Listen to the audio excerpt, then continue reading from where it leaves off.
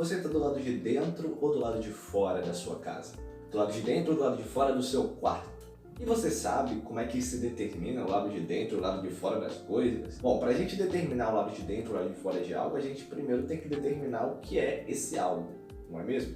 E uma boa forma da gente determinar é criando limites. Como assim? Bom, imagine o seu quarto, né? Você tem lá um cômodo da sua casa que você chama de quarto. E esse cômodo, ele é determinado de alguma maneira. Essa maneira é com as paredes que fecham o quarto. Agora, imagina assim, só tem parede no seu quarto. Não tem nem porta nem janela. Você então não consegue entrar nele. Você tem uma cama, você tem um guarda-roupa, você tem um computador até, não sei. Mas você não consegue entrar nesse quarto para aproveitar o que tem dentro. Ou então, ao contrário, você está dentro do quarto, te colocaram dentro desse quarto de alguma maneira. Mas você não consegue sair agora, porque não tem nenhuma forma. É tudo parede.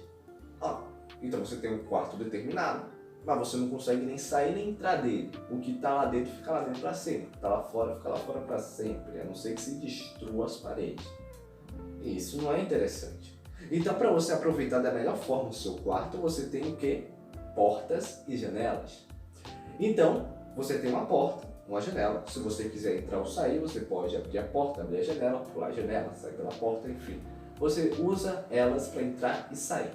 Ou seja, o seu quarto ele é determinado, mas ao mesmo tempo você consegue entrar e sair dele quando você quiser.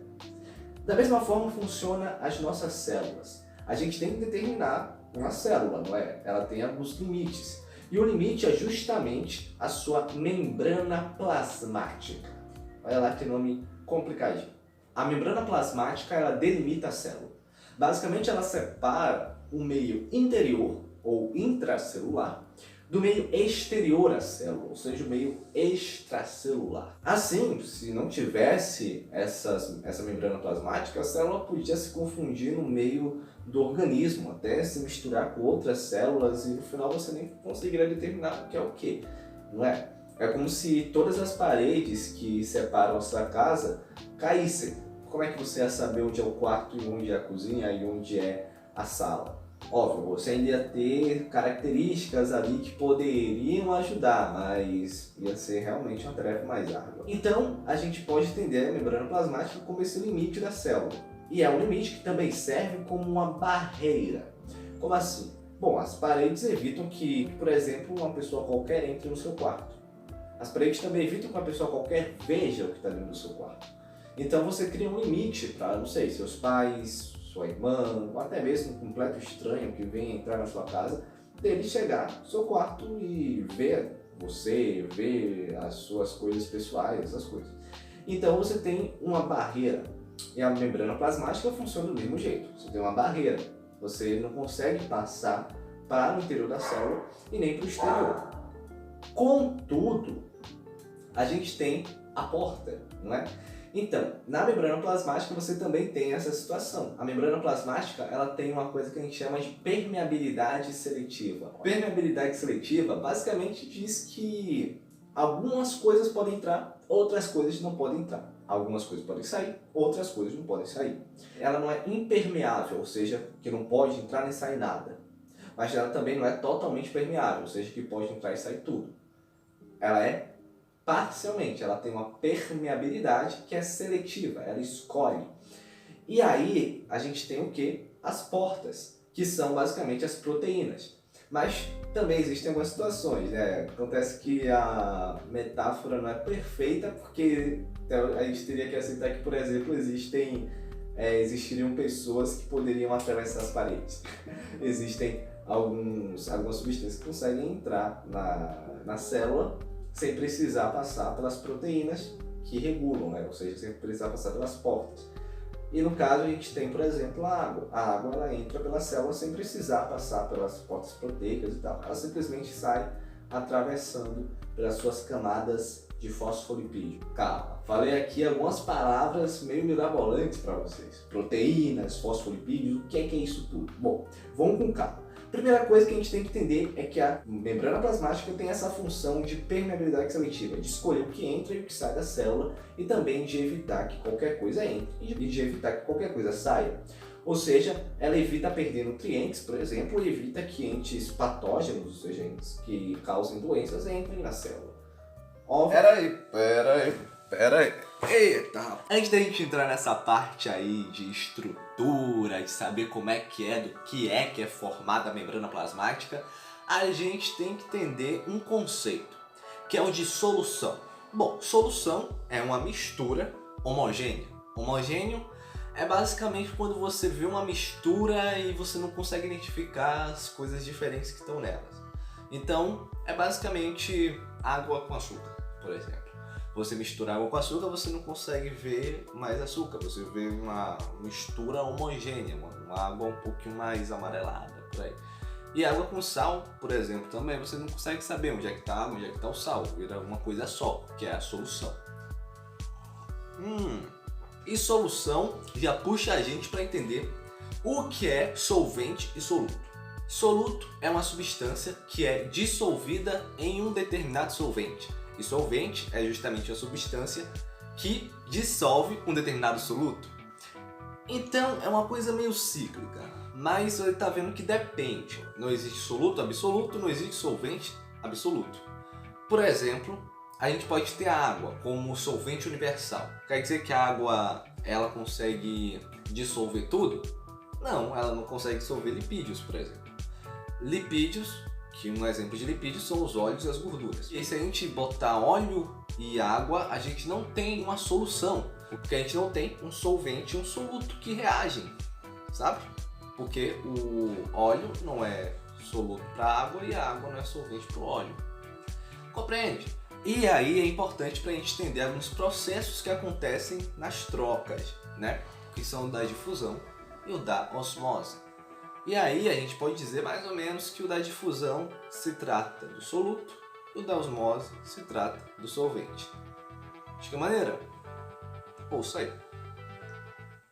Então, entendendo desse jeito, a gente tem essas duas diferenças. Um soluto, que pode ser, por exemplo, açúcar, um solvente que pode ser água. Um soluto que pode ser os lipídios, um solvente que pode ser qualquer composto orgânico, por exemplo. E a gente vai ter a seguinte relação. Grava aí. A gente vai ter meios hipertônicos e meios hipotônicos. Então, vamos com calma. Meios hipertônicos são meios em que você tem muito soluto. Ou seja, você tem um copo de água com muito açúcar mesmo. Então, quando você tem açúcar demais, mais açúcar do que solvente, ou seja, você tem mais açúcar do que água, então você tem um meio hipertônico. Então, ok? O meio hipotônico é quando você tem um pouquinho de açúcar. Você pega uma colherzinha de açúcar, joga lá, pronto, você tem um meio hipotônico. Você tem pouco açúcar para muita água, pouco soluto para muito solvente. Então você tem um meio hipotônico. Tá bom? Estamos entendidos? Então essa é a diferença de um para o outro. Mas por que isso é importante da gente gravar? Bom, a gente tem um dos processos de troca de informações entre a célula e o meio que está fora dela, que a gente chama extracelular, é por meio da difusão. A difusão é basicamente a passagem de solutos de um meio que está hipertônico para o meio hipotônico. Ou seja, você tem soluto concentrado. Peraí, concentrado? Como assim? Bom, vamos lembrar lá das aulas de artes. A gente não tem os pontinhos que tem os pontinhos dispersos, os pontinhos agrupados. E os pontinhos agrupados, eles são vários pontinhos juntinhos. Bom, vamos imaginar que cada pontinho daquele seja uma molécula. E uma molécula desse soluto. Então, quer dizer que soluto concentrado seria basicamente vários pontinhos concentrados. O soluto está junto, todo próximo, entende? E quando ele está muito concentrado, significa que ele está no meio hipertônico. Opa, significa que tem muito soluto naquele lugarzinho. O nosso livro ele dá um exemplo do caso de alguns remédios, né, algumas pílulas, que elas estão muito concentradas e se você jogar na água, elas começam a se diluir, né? Porque o soluto que estava muito concentrado, ele jogado no solvente que está puro, ou seja, o solvente que está hipotônico, que tem pouco soluto, ele vai começar a se espalhar. Esse processo de difusão ocorre porque eles estão saindo dessa concentração, buscando se difundir para chegar e ocupar o espaço hipotônico que está ao redor deles. E de um meio muito concentrado, ou um meio hipertônico, que tem muito soluto, o soluto ele vai sempre tentar ir para o meio hipotônico, ou seja, para o meio que tem pouco soluto por enquanto. Outro meio que acontece também de boa é o processo de osmose. O processo de osmose ele atua numa área diferente. Como assim? Bom, vamos pensar assim, que a difusão atua no soluto, é basicamente o movimento do soluto. A osmose é o movimento do solvente. Você tem, digamos assim, um meio hipertônico e um meio hipotônico. Um em contato com o outro. Você jogou um em contato com o outro. Vamos dizer que o solvente que a gente esteja utilizando seja a água, que é o exemplo mais clássico que você vai encontrar. O que é que vai acontecer com a água que está em contato, sendo que um lado está hipertônico, o outro lado está hipotônico? A água que está no lado hipotônico, lembrando que a água é um solvente, ela vai começar a ir para o meio que está hipertônico. O que é o meio hipertônico? Quer dizer que tem muito soluto para pouco solvente. É meio que a compensação. Ou seja, a água que está de um lado, a água que está no lado que está com pouco soluto, ela vai ir para o lado que tem muito soluto, porque lá estão demandando mais o trabalho dela. A gente pode pensar que as moléculas de água são como pessoas que estão dispostas a ajudar as outras, que estão num trabalho, por exemplo. E numa determinada área desse trabalho, a gente está tendo que fazer algumas funções que já estão sendo supridas por, sei lá, 2 ou 3 trabalhadores. Então vamos dizer que a gente tenha 100 pessoas para trabalhar, tem 3 pessoas trabalhando e as outras 97 estão de pernas para o ar porque não tem o que fazer. Do outro lado, a gente tem uma outra região do trabalho em que você tem, sei lá, 3 pessoas fazendo um trabalho, sendo que existe ainda outras tantas e tantas coisas para fazer ali. Então vamos dizer que você está, sei lá, fazendo um processo de produção, vamos pensar desse jeito, e eles estão fazendo a montagem de um carro. Então, um cara está responsável de montar as rodas, outro cara está responsável de montar o motor, mas está faltando gente para fazer a vidraria, está faltando gente para fazer a carcaça, está faltando gente para fazer o sistema de rádio, o sistema de ar-condicionado, faltando muita gente. Só tem 2 caras lá, 3 caras, vamos dizer assim, um cara que está cuidando lá da pintura, e está faltando muita gente ainda para esse trabalho funcionar. Então, a gente pensando que os trabalhadores são a água, os trabalhadores que estão desse lado aqui sem fazer nada, de pernas pro ar, eles vão ir para lá para ajudar os companheiros dele. É basicamente assim que a gente pode pensar esse processo de osmose, como uma transição. O solvente ele vai para o lugar em que ele tem mais trabalho, por assim dizer, para ele dissolver mais o soluto que está em excesso. A gente pode ter desse jeito, tá bom? Tanto a difusão quanto a osmose, elas são processos de troca. O que é que são processos de troca? É justamente o processo em que coisas do meio intracelular vão para o meio extracelular e vice-versa. Ok, mas e aí? Elas são processos de troca, entendi. Mas elas são processos de troca passivos, ou seja, que não gastam energia, porque eles acontecem de uma forma espontânea, pelas leis da física, se a gente pode dizer desse jeito. Então você não tem uma proteína especial agindo ali para que aquilo ocorra. Simplesmente acontece a favor do gradiente de concentração, como está escrito no nosso livro, ou seja, a favor da concentração, da melhor concentração e do equilíbrio. Por quê? Porque você vai ter sempre a busca de equilibrar as coisas. Na difusão você está tentando equilibrar o soluto por uma grande quantidade de solvente. E na osmose você está tentando equilibrar o solvente por uma grande quantidade de soluto. Além desse processo de troca, que é passivo, a gente também tem um processo de troca que é por meio de vesículas. Esse a gente vai ver daqui a pouco. Mais um processo de troca que dá pra gente citar agora é o processo que é ativo, ou seja, ele tem gasto de energia. E um processo que a gente pode deixar como exemplo aqui é o processo dos nossos queridíssimos neurônios, que eles funcionam a partir de uma bomba de sódio potássio. É parecido com o funcionamento de uma bomba de água, por isso tem esse nome. Mas o princípio vocês vão ver que é meio único. Basicamente, consumindo a energia do ATP, que depois a gente vai poder ver melhor o que é, a gente vai ter uma proteína na membrana plasmática que ela vai servir para pegar coisas de dentro da célula e jogar para fora da célula, pegar coisas de fora da célula e jogar para dentro. Ok, até aí nada de novo, é como se fosse a porta.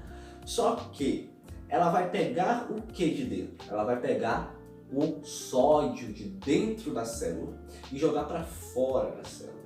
E vai pegar, que está lá no meio em que ela está, o potássio.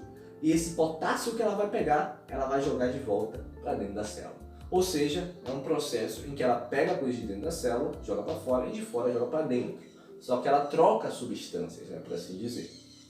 E esse tipo de troca é uma troca que gasta energia. Que energia? A energia do ATP, que é uma energia armazenada nas nossas células, que vem dos nossos alimentos. Tem um processo um pouquinho mais complexo para a gente falar sobre isso. Basicamente, é a energia armazenada. E a partir do ATP, eles conseguem ter energia para a célula meio que abrir e fechar, que a gente pode pensar desse jeito. Então, esse é um processo de troca ativa, ok?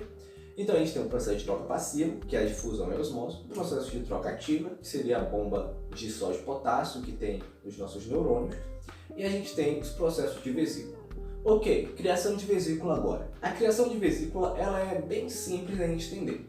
A gente tem dois tipos, a fagocitose e a pinocitose. A fagocitose ela é mais utilizada quando a gente tem partículas sólidas que estão vindo em direção à nossa célula. Então a gente tem alguns exemplos, como por exemplo as nossas células de defesa. As células de defesa do nosso organismo, quando a gente tem um ente estranho, como uma bactéria, um vírus, eles vão tentar meio que engolir ele para destruí-lo, ok? Mas a gente também tem isso com, por exemplo, partículas que vão alimentar a nossa célula. Então, quando elas estão se aproximando da célula, a nossa membrana plasmática ela meio que se deforma, ela cria uma deformidade que a gente vai ver o nome mais para frente. Mas essa deformidade, ela meio que engole essa partícula, criando meio que uma bola, né, que é formada pelo material da membrana plasmática. E essa bolinha aqui que circula, né, que cria essa proteção, por assim dizer, a essa partícula que vai alimentar a célula, ela vai entrar na célula. E quando ela entra na célula, enzimas especiais são liberadas para que essa coisinha seja consumida. Então é como se a gente tivesse coisas aqui dentro da gente que aproveitassem essas substâncias e transformassem em energia. A gente tem um pedaço de frango na geladeira, a gente pega esse pedaço de frango e tem alguns entes aí que a gente tem que eles vão arrancar somente a carne, somente o que vai ser útil para a gente desse pedaço de frango e vai deixar o osso. O osso ele continua ali na vesícula e depois ele vai ser jogado para fora pelo processo de exocitose, que é basicamente jogar para fora o que está dentro da vesícula, os restos, né, depois que as enzimas aproveitaram somente o que é útil. Enzimas são substâncias orgânicas que têm várias funções, e uma delas é essa, de você aproveitar energia e tal. Basicamente servem como aceleradores, elas servem para a gente acelerar as reações químicas que já aconteceriam no nosso organismo. E, por exemplo, é como se depois de fazer a fagocitose a nossa célula ia digerir aquela coisa de um jeito ou de outro, mas as enzimas vão lá e aproveitam para acelerar esse processo e aproveita no momento e gasta menos energia também. A gente pode pensar que fagocitose é então a absorção dessa substância sólida e grande e a digestão dela.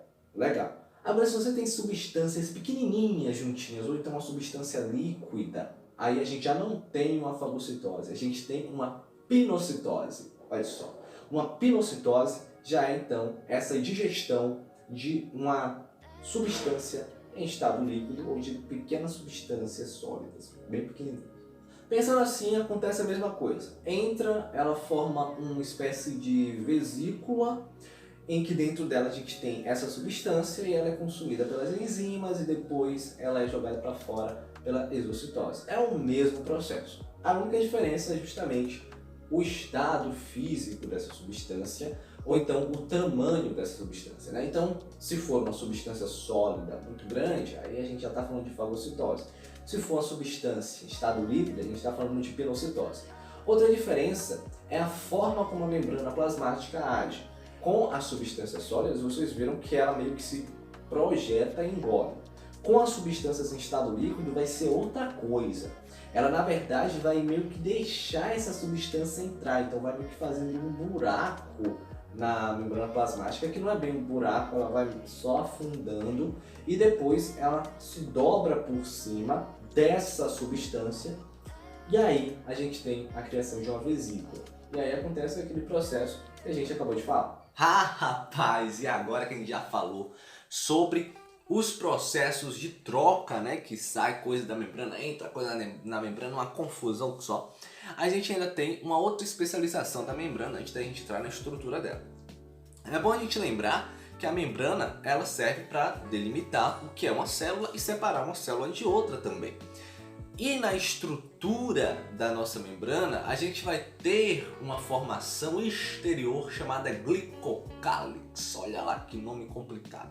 É basicamente a parte mais externa da nossa membrana plasmática. E essa parte externa, ela tem algumas adaptações que são feitas para determinadas funções que essa célula vai seguir. Quer dizer então que essas adaptações vai depender de célula a célula. Cada célula vai ter uma adaptação diferente. E essa adaptação, ela pode ser dois tipos. Ela pode ter um formato de presilha, essa alteração na membrana plasmática. E esse formato de presilha, ele encaixa na outra membrana de uma outra célula. Assim a gente cria um encaixe de quebra-cabeça, mais ou menos como essas peças de Lego. Você tem um encaixe e você tem aqui também um outro encaixe, que eles, quando juntos, eles fazem o clique. E aí eles ficam juntinhos. Então, não tem segredo. Basicamente você tem essas formações aí em algumas células, para que elas consigam se juntar com outras. O nome dessa formação é interdigitações. E a gente tem também os desmossomos, que tem o mesmo princípio, a mesma função, o mesmo objetivo, só que a diferença é que ele não funciona como presilha, não funciona como encaixe, funciona como uma cola, em que você meio que junta uma com a outra e gruda, e aí não consegue tirar. Nós temos também as microvilosidades, e isso aí é interessante também. São expansões da membrana plasmática para a gente conseguir captar melhor os nutrientes, por exemplo. Então, as células do intestino, elas têm muito disso. Então, entendendo isso, já é o suficiente para a gente prosseguir. E prosseguindo, a gente vai falar um pouquinho sobre a nossa queridíssima membrana plasmática, sobre a formação dessa senhora. Afinal, o que é que faz essa maldita dessa membrana plasmática? O que é que dá nela? Bom, eu vou destacar 3 componentes da membrana plasmática. O primeiro dele são os fosfolipídios. São lipídios, o grupo fosfato. O que é que você falou? Que língua é essa, professor? Bom, vamos lá. Primeiro vamos entender o que é um grupo fosfato. Um grupo fosfato é uma substância... Atenção, eu errei aqui na definição. Na verdade, é um átomo de fósforo ligado com 2 átomos de oxigênio e 2 óxidos de hidrogênio. Eu falei que é ligado a apenas um átomo de oxigênio. Me desculpe, mas você vai ver aí na imagem que é desse jeitinho mesmo que eu falei. Que é formado basicamente por um átomo de fósforo ligado com um átomo de oxigênio e ligado também com outros 2 átomos de oxigênio. Só que com um detalhe, esses outros 2 átomos de oxigênio estão ligados cada um a um átomo de hidrogênio. Essa ligação de um átomo de oxigênio com um só átomo de hidrogênio, porque vamos lembrar que H2O é água, então com 2 átomos de hidrogênio seria água, mas com um só a gente chama de óxido de hidrogênio, ok? Então seria basicamente um fósforo ligado com um oxigênio normal e também ligado com 2 óxidos de hidrogênio. Tá bom? Então assim a gente tem um grupo fosfato. Esse grupo fosfato ele tá ligado, ele pode ser encontrado em vários lugares, viu gente? Mas aqui especificamente ele estaria ligado a um lipídio. E o que é um lipídio, professor? Bom, a definição de lipídio é meio complicada, mas lipídio é basicamente substâncias que são solúveis em compostos orgânicos. Aonde nós estamos? Em que lugar é esse? Que palavras são essas? Bom, um composto orgânico é basicamente o seguinte. A gente tem compostos orgânicos e inorgânicos. Vocês já devem ter ouvido falar disso em química. Compostos orgânicos são basicamente compostos onde você tem carbono dentro da sua estrutura. Carbono é um átomo, né? Compostos a gente pode entender que são conjuntos de átomos, basicamente as moléculas ou conjuntos de moléculas também. E essas moléculas que são formadas por átomos, se elas têm carbono em sua composição, elas já são então um composto orgânico. Então, simples. Aí você, cavando o conteúdo da nossa primeira unidade, já deve estar pensando, peraí professor, a gente tem o diamante, a gente tem o grafite, a gente tem o dióxido de carbono, tudo isso tem carbono, então tudo isso aí que a gente já estudou antes são compostos orgânicos. Está querendo dizer que os gases, que tem gases estufas que são compostos orgânicos? Bom, na verdade tem, mas não é o dióxido de carbono. E também não é nem o diamante e nem o grafite. Todos os compostos orgânicos são formados por carbono. Tem carbono em sua composição. Porém, nem todas as substâncias, nem todos os compostos que têm carbono em sua composição são compostos orgânicos. Quais são esses? Bom, aparece aí na sua tela, veja aí quais são esses compostos. Ok? Mas eles não são relevantes para o nosso estudo de ciências agora. Pode ser interessante para vocês em química, vocês podem tirar essa dúvida melhor com o seu professor. Mas a gente só precisa seguir aqui entendendo que compostos orgânicos são justamente compostos que têm carbono em sua composição e que lipídio ele é uma substância que é dissolvida nesse composto. Ou seja, lembrando daquilo de solvente soluto, basicamente o lipídio seria um soluto e o composto orgânico seria um solvente. Então, para os lipídios, os compostos orgânicos são um solvente, olha só. Então a gente tem lipídios juntos com grupos fosfatos, ok? Isso aí a gente tem os fosfolipídios, tudo bem? Um exemplo de lipídio aqui, gente, temos as gorduras, temos os óleos, temos coisas dessa casa aí. Além dos fosfolipídios, a gente também tem as proteínas. E as proteínas, gente, a gente encontra elas de várias e várias maneiras. Elas são cadeias de aminoácidos. E aminoácidos são compostos um pouquinho mais complicados de explicar. A gente tem uma mistura de amina e tudo mais, então é meio difícil de eu detalhar para vocês aqui direitinho o que é um aminoácido. Mas a gente vai entender basicamente que são moléculas e que as proteínas são macromoléculas, ou seja, é uma mistura de várias moléculas juntas. E essas macromoléculas, que são as proteínas, elas podem ter várias funções, várias formas e tudo mais. Inclusive, a função de uma proteína é determinada pela sua forma. E a gente tem proteínas que têm uma função estrutural, elas fazem parte da estrutura de alguma coisa. A gente tem as proteínas que têm uma função de produzir hormônios. A gente tem proteínas que têm funções, por exemplo, enzimáticas. Olha só, enzimáticas que são basicamente as enzimas, né? As enzimas são um tipo de proteínas que servem para acelerar uma reação que vai acontecer naturalmente, aconteceria naturalmente no nosso corpo. Ok, a gente vai ver daqui a pouco sobre isso, relaxa. Mas basta a gente entender que a proteína, a gente encontra ela também na nossa membrana plasmática. A gente encontra vários tipos de proteínas com várias funções diferentes. E uma dessas é justamente a proteína que é responsável pela passagem de sódio e potássio, né? Na bomba de sódio e potássio. A gente tem a proteína e os fosfolipídios. Tá faltando o quê? Tá faltando os carboidratos. Os carboidratos eles não estão fazendo uma ligação muito forte, eles estão ali por fora da membrana plasmática e eles estão ligados ou às proteínas ou aos fosfolipídios, ok? Então eles não fazem parte ali da estrutura em si, mas eles são importantes. Carboidratos são, por exemplo, a glicose. A glicose é um carboidrato.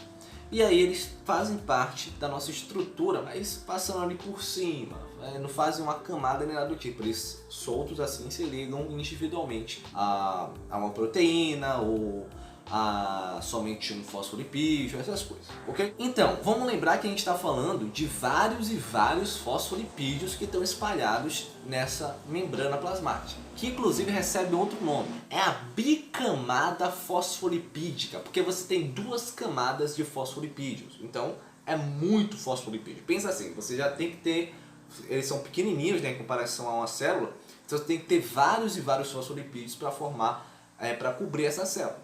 E depois você tem que ter uma outra camada desses rapazes. Então você tem muita gente, muito fosfolipídio envolvido nisso. E eles não ficam parados, eles são fluidos, eles saem se movendo. Então não fica um lá paradinho. Eles se apertam lá e vão de um lado para o outro, do outro para o outro e vão fazer uma loucura.